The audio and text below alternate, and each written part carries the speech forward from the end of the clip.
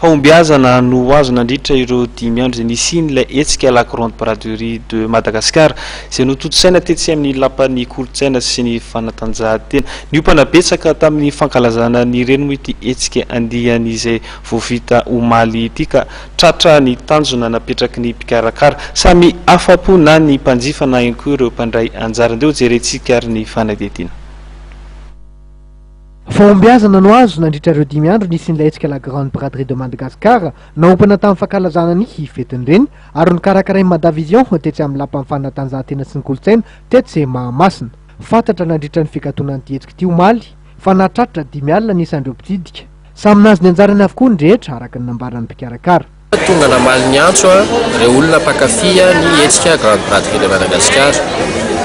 Raha eo amin'ny lafiny ara-barotra indray dia tao anatin'ny 3 andro dia azo lazaina fa afakokoa ireo mpivarotra satria izay vao nirodorodo tetỳ amin'ny palais des sports zany ireo olona marobe izay mitady ny fanomezana ahafahana mankalaza an'izany fetin'ireny zany. Marihana moa fa tao anatin'ity andro farany ity no nisian'ireo ataontsika hoe hetsika maro isan-karazany ho an'ny tanora moa izy io eo amin'ny resaka démonstration sy ny kilalao maro samihafa izay izaranay loka marobe ihany koa. Ofehan'izay rehetrarehetra zay dia azo lazaina fa afapo ny rehetrarehetra.